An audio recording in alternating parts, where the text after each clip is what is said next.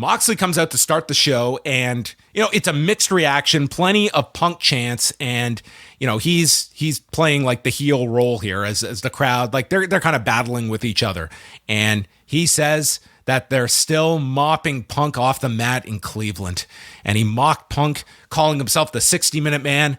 Moxley had 57 minutes left in him last week, while Punk didn't. I'm the heart and soul of AEW, where guys find out what they're made of. I took Punk's best shot. It wasn't enough, and he looked for a way out. He folded. He crawled up into a little ball to die. Champions never fold. He had so many great lines in this. So many. He says Punk didn't turn out to be what everyone wanted him to be. He was given a second chance in the greatest sport in the world, but it didn't work out. I have zero sympathy for CM Punk. Fragile body, weak mind, weak spirit. And he pulls out an open contract that he has signed for All Out, and he's just going to leave it here in the center of the ring. Maybe Rocky can get me someone from New Japan. And says that he can out-marathon, out-sprint, and out-wrestle you, and wrestling Jon Moxley might be hazardous to your health. I was waiting for him to pull out the gas mask to emphasize this point, but he did not. And you have been warned in reference to whoever signs this contract. And the segment ends with Ace Steel, who was about to have the biggest night of his entire career. He comes out, takes this contract, and goes to the back. And no, it was funny because I was getting a text of I don't know if everyone really in the arena knew even who this was that came out and took the contract, and conveying this to the live crowd, because as soon as he pulls out this contract, you would think the whole locker room is emptying. That's right. Yeah. Well, listen, I mean, it's a long way to go gorilla back there, for instance. But Ace Steel, they did have him appear last week, holding Punk back. So again, this is a show that is very much catered towards the type of fan that was trading ROH DVDs. The ones that know who Vic Capri is, being used in a 6-man. Yes. So. Yeah, they will eventually fill you in, but this, maybe it required maybe even that much more of an establishment of who Ace Steel was in relation to Punk than just him being pulled apart and Excalibur saying, "Oh, that's his friend Ace Steel." For this moment, he did bring it up in the segment. He did identify who he was, so they did do it in the body of the segment. But I understand you could have maybe given a little background last week as well for those that maybe don't know who he is. I appreciate that. It's so funny because I think when AEW began, we were so much complaining about AEW hand holding us every single step of the way and not giving its audience any sort of credibility or any sort of benefit of the doubt that they could piece things together themselves. AEW, I kind of feel, has taken things a bit too much the other way, or it's relying a lot of your casual fan to figure out what a lot of these pieces mean. Who exactly is this person that's picked up this contract that might or might not be a close relationship to CM Punk. In either case, it all made sense by the end of the night, so I don't think it's that big of a point of contention. I thought Mox's promo was amazing. The man sounds so good. He is so, first of all, consistent in ring and varied in ring, but in a promo as a champion, his voice is everything you want in a champion. That level of confidence and swagger is everything you want in somebody who fully believes that they are the best wrestler in the world, and he just exudes it right now. He was so good that I came out of this not feeling much sympathy for CM Punk, nor much of a desire to want to see Punk regain that title, because I'm hearing Mox make these points and I'm like, you're right, dude. You closed this chapter. This was definitive. You beat the shit out of that guy. Let's move on. There were people in the crowd chanting MJF to pick up the contract instead, and I mean, I know it's not going to be him, of course, but it almost tells me that there's more exciting options right now out there than a CM Punk, because they booked CM Punk to look so weak last week. Chicago, obviously, will give Punk the benefit of the doubt, but me as somebody without necessarily that tie, I'm not as excited about CM Punk re-challenging for the championship. So I don't know if you feel that way, John. Well, we'll get into it later with the segment and setup, but I thought this promo was fantastic. And as much as people will talk about the trios match later, the the success or failure of this show was on Jon Moxley and CM Punk. They were the most important people on this show to sell this match on Sunday, and your feeling at the end will determine that conclusion. Then with 10 minutes before 9 Eastern, CM Punk walks out, and he comes out. He is looking all disheveled. I mean, he looks terrible walking out.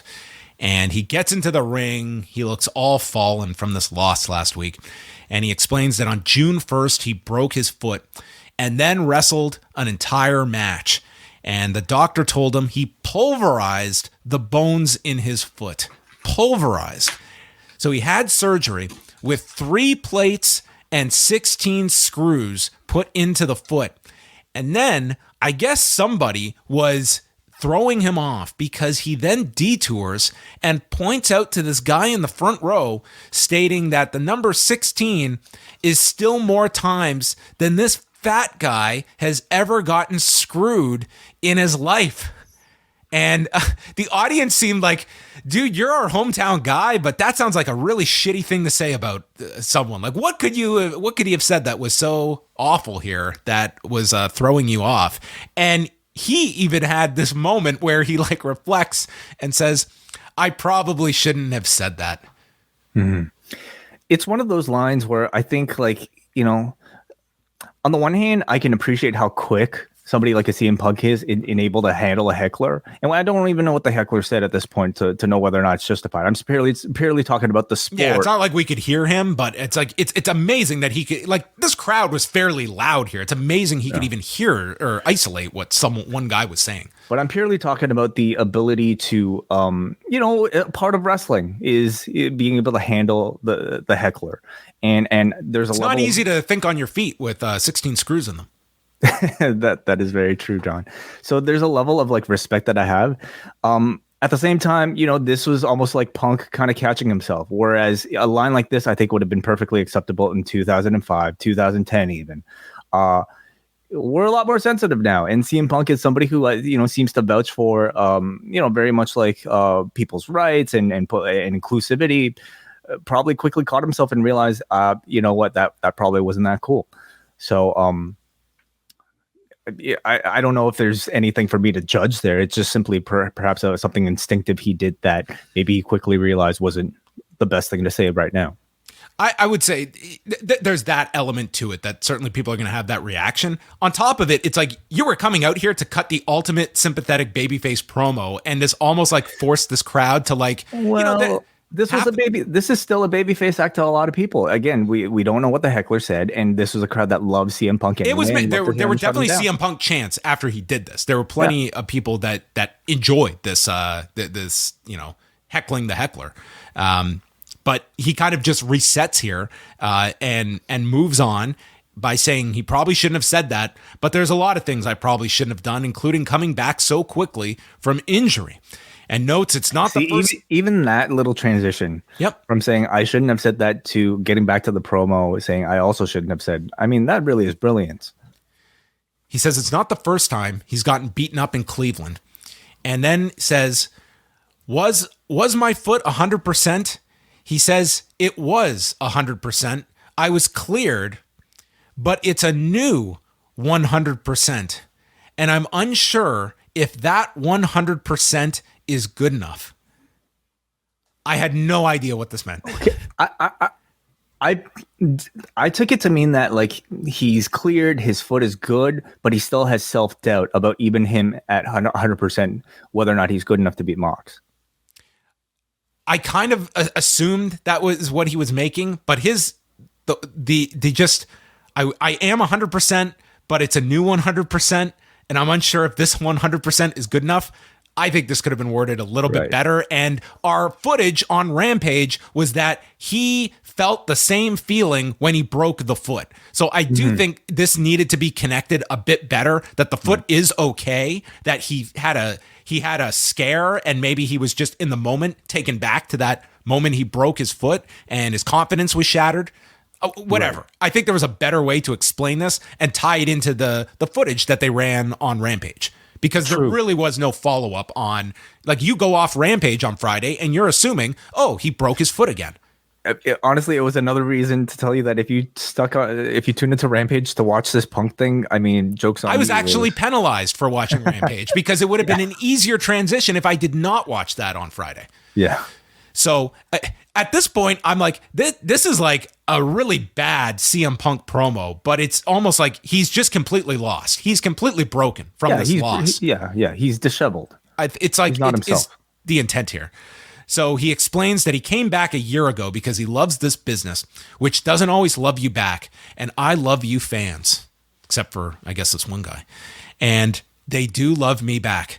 And I feel like I let you down. I couldn't walk my dog for 2 months. Maybe love isn't enough anymore. And with that comes Ace Steel, marching down the aisle and gets into the ring. And he says, this is not what we spoke about that you were going to come out here and say.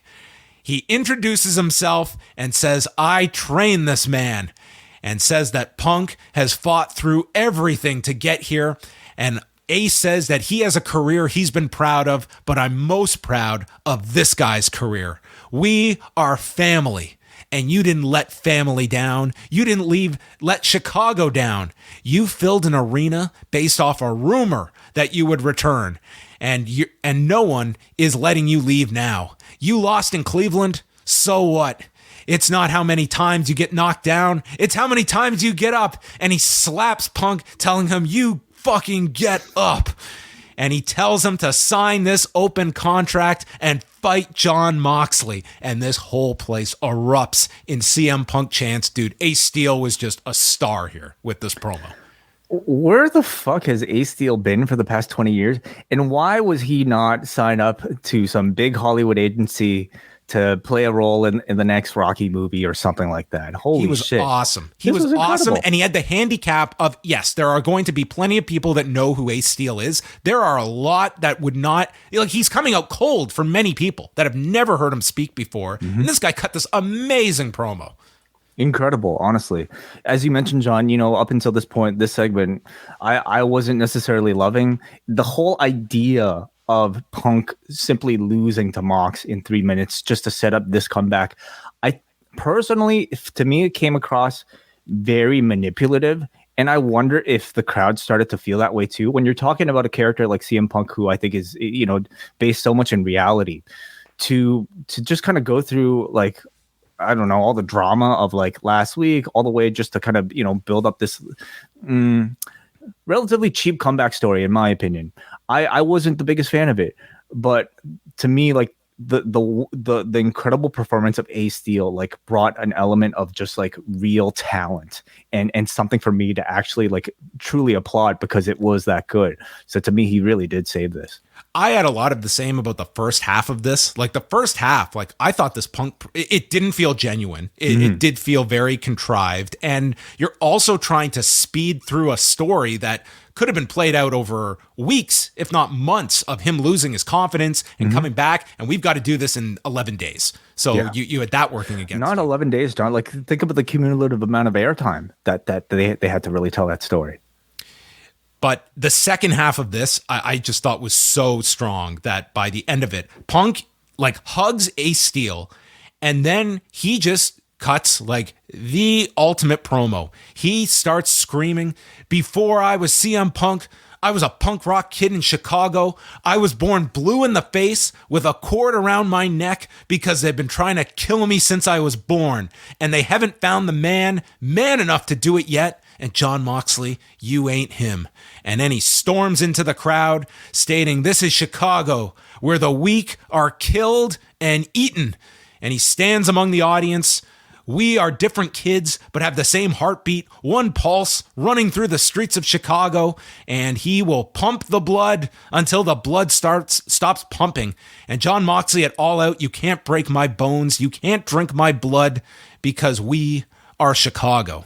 And this sounds very like on its own, it just sounds like ridiculous. a Disney movie. It totally does. It sounds like, the heartfelt moment with the music underneath. But dude, this audience was losing their minds during this, and I thought this was a hell of a segment to sell people on the match at the end. It's going to be this incredible atmosphere for Sunday, and I think you have created like who is going to win. Like I think that people are going to be torn about which way they go with Punk winning in his hometown or coming up short against. Like Moxley was so good in this whole lead up that I think people will believe like they stay strong with Moxley because of how incredible he's been in this run as champion. So, dude, do you think they created that, John, or do you think that would have existed anyway? I think they had a lot of that. I don't know if this necessarily this was a risk to do last week. Like I believe this main event is in great shape, but I thought it was in great shape before last week. I thought they were going in a great direction, and I think we could have gotten here. And they're trying a story where I guess some of the sympathy they were seeking of like Punk kind of losing confidence in himself. I just don't think you had the time to really flesh that out. And I don't think it connected in the first half of this promo, but in the end, the audience was as hot as ever for Punk to go for his title on Sunday. And the way they did the match last week, I guess it's like, let's remember when Punk came back, the belief was, okay, he's getting this belt back because that was the original plan. And Moxley is keeping this belt warm for him. I will say, like, with all of this, I think you have created a more like balance between the two that you could go either way with these guys. Like it feels more of less of a layup that Punk is winning this. For me, I agree. Like last week was a big risk, and I still question it right now. Because for me, I personally don't necessarily feel like I'm as hot for CM Punk as I was maybe prior to everything this last week. But I think what they did manage to achieve was like set Punk up to be the underdog, chasing the dominant champion, the guy who blew him away in 3 minutes time. He's going to, be dominated, you would assume, throughout most of the match on Sunday. And then it'll create a wonderful environment within Chicago to want to see their hometown hero overcome this, dominant monster of a man in Jon Moxley. So I think on Sunday, the match is in very good shape. Because I think they had to explain the foot stuff a bit more because like, is he going in weakened into this match? Yeah. Yeah, or is he 100%? Well, it's a new 100%, which means I don't know. Either way, that they have. He didn't sell it. It's not like he was limping on his way out. Right. It will come to play. I'm pretty confident of that. Whether it comes, I just think that aspect should have been explained a bit more clear. Yeah. Other than this, my new 100% is my new 100% as good as my old 100%.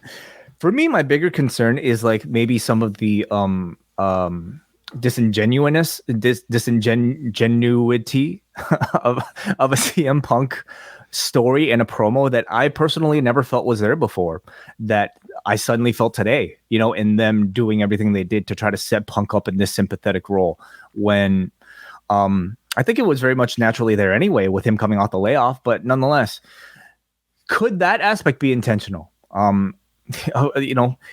Negative sentiment towards CM Punk is certainly not new, at least this week.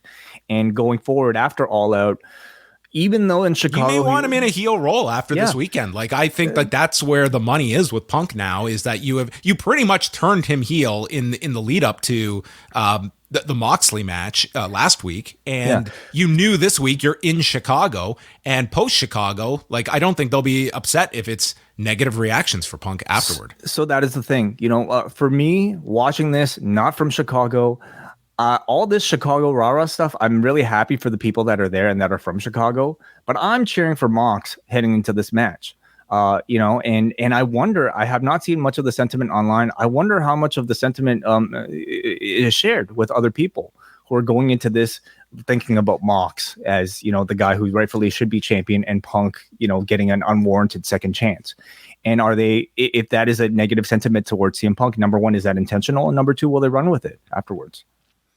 Taz was blown away by this. You could hear him on commentary. He just seemed to be in awe of this entire thing. So this was the big segment on the show. And that's, I mean, they're banking on this idea to ramp up those last minute, the last minute interest for the pay-per-view on Sunday. I think, it's a tall task when you're comparing this. If your barometer for success is last year's show, it's a pretty steep hill to climb on Sunday. Yeah, it really shouldn't be your barometer for success. I mean, what should be a more rightful barometer in your opinion?